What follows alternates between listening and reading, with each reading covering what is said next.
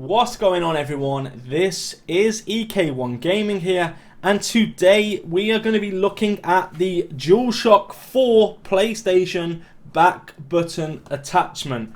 Now, yes, you're going to be thinking, hold on, you're from the UK, this is not released until the 14th of February, it's now the 6th of February.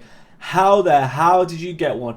Now, I just want to say a huge thank you to Twitch or Twitcher for sending me this from the United States. This took about 2 weeks to get here because of some customs issues. However, we've got it now. We've still got it earlier than expected, even though it's cost me more to get. But it'll be out in the UK within the next 8 days. So yeah, so basically I wanted this because I am currently using a Scuff.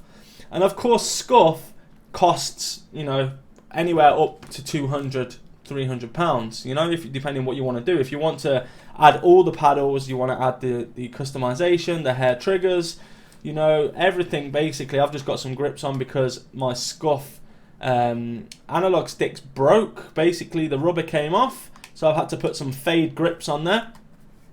So basically, yeah, so I wanted to try this on a standard PS4 controller. This is like the Last of Us version, that's why it's blue, it's not black. But yeah, so I just wanted to try it, see if it actually lives up to its hype, if it's as good as a Scuff or better than a Scuff, or however you want to actually do it. So I've already opened the box, and basically all you get is some instructions, and then you get this. This is the puppy, this is the baby. So basically all you're going to do is plug this in to your controller in the microphone port using this. Now when you first plug it in, it will move like this. Do not be afraid. I thought I'd broke it as soon as I got it, but it just adjusts to the controller, so it slides in, clips on. And I will say that this feels very, very strong and sturdy. The screen is OLED, so it's a very, very clear screen. There's also a mic or a headset port in the bottom of it, so you don't actually use up your headset port on the controller. And if you could just see, those button clicks on this are really, really nice and smooth. So let's go ahead now and we're going to plug it in. So you just take the controller, as I say, into the headset part and then clip. Don't be afraid to give it a bit of force and it will clip right in. Okay, so when we do this, I would always recommend plugging your controller in, because this is going to take battery from your controller. You've got to remember that. The battery will be reduced because this is running from it, and I've heard reports of it taking quite a lot of battery.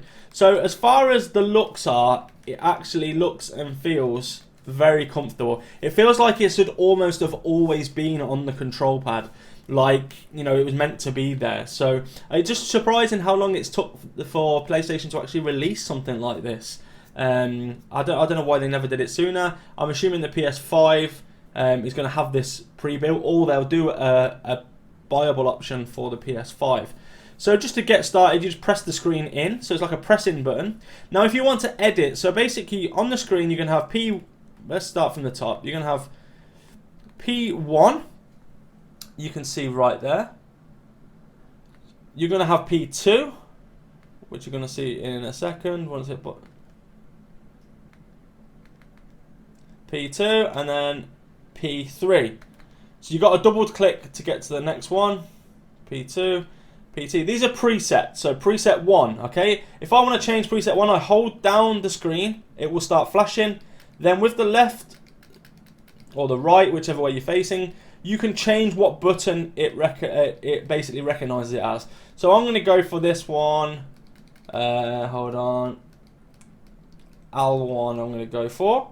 And then for this second one, you just pick, again, just scroll through each option, picking which one you think you want it to be. So R1. And then what we're going to do is click the screen once.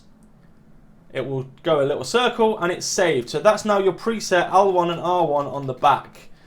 You can have 3 presets, which is fantastic for on the go. You know, if you're swapping games, say if you've got one for the Division and then you want one for Apex, so that you can jump and crouch on Apex would be ideal.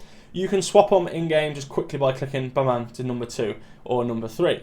You can also switch these quickly if you turn the pad over, and like I said, you can do it quick enough. You can switch them in game as well. So, which is what I like about this. It's very much on the move technologies. It's basically there. This is how you do it. It's really simple. Rather than the scuff where you need to put the magnets on the back and then go through the settings, it's a bit of a nightmare, to be fair. The scuff is very much a nightmare. It's not made for switching games quickly, whereas this PlayStation adapter actually is made for switching games quickly, switching buttons, and really adapting your playstyle. So guys, that's going to be the end of like the unboxing kind of, so you can see the video, so you can see the product. But I'm going to do a review video in a couple of days. I want to use it for a couple of days to see how I get on, and maybe give you some advice on what buttons I would basically program it to, so you can get the best out of it. So Apex, as I say, I would probably go for crouch and jump, so you don't have to move.